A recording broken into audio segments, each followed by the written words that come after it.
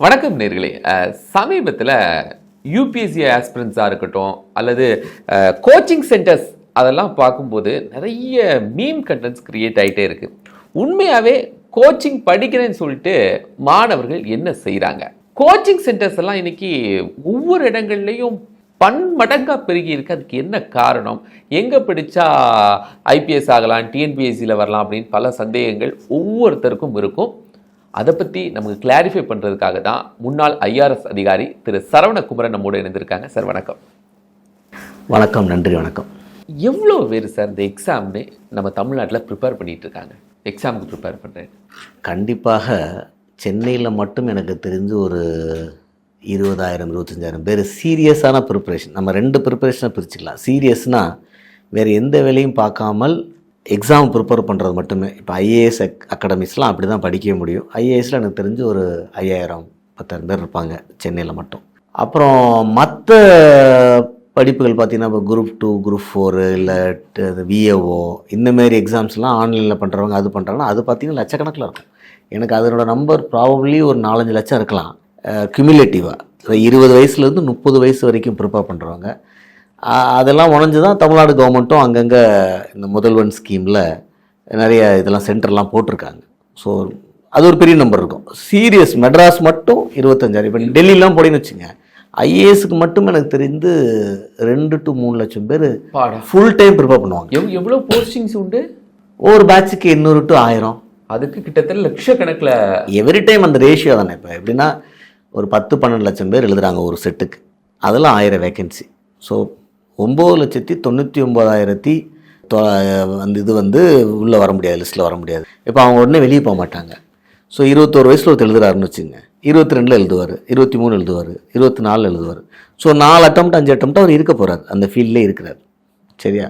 So அடுத்த பேட்சில் college degree முடித்தோன்னே ஒரு செட்டு வரும். ஸோ ஆட் ஆன் ஆகிட்டே இருக்கும். ஸோ ஒரு சில பேர் டயர்டாகி வெளியே போவாங்க, சில பேர் சர்வீஸ் வாங்கிட்டு வெளியே போவாங்க, சில பேர் புதுசாக வருவாங்க. ஸோ ஆட் ஆன் ஆகும்போது இந்த 10 லட்சங்கிற நம்பர் இன்க்ரீஸ் ஆகிட்டே இருக்கும், மெயின்டைன் ஆகிட்டே இருக்குது. பாப்புலேஷன் இப்போ இந்தியாவோட பாப்புலேஷன் கூடும்போது 10 லட்சம் 12 லட்சம் ஆகலாம்.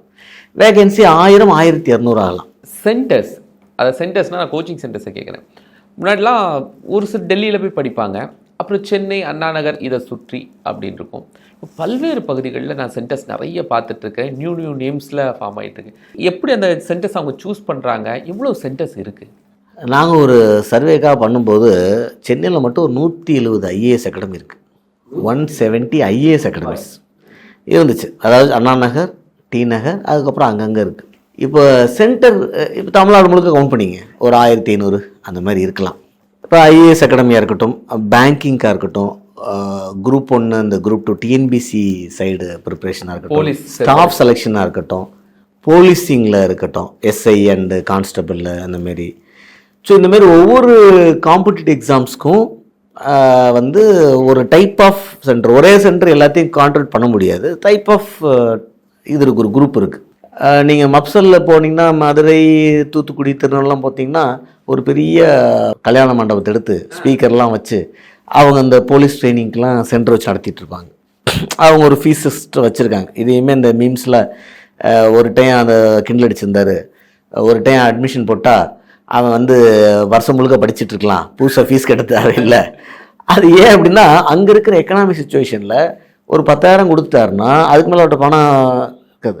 ரெண்டாவது அதையுமே ஜோக் அடிச்சிருந்தாங்க, அவன் வெளியே போயிட்டானா இங்கே ஸ்டூடெண்ட் இல்லாத மாதிரி இருக்கும், அதனால யார் வேணாலும் வந்துக்குங்க வரட்டுன்னு. ஸோ அது ஒரு அப்ரோச்சு.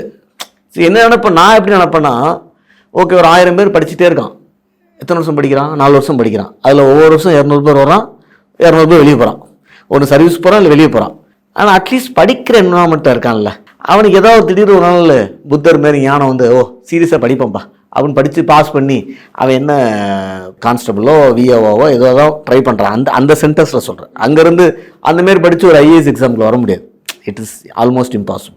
ஏன்னா அதுக்கான அங்கே ப்ராசஸ் அங்கே இருக்காது. ஸோ அதுவாக நடக்குதுன்னு நான் சந்தோஷப்படுறேன். அதுவாக நடக்க சந்தோஷப்படுறேன்.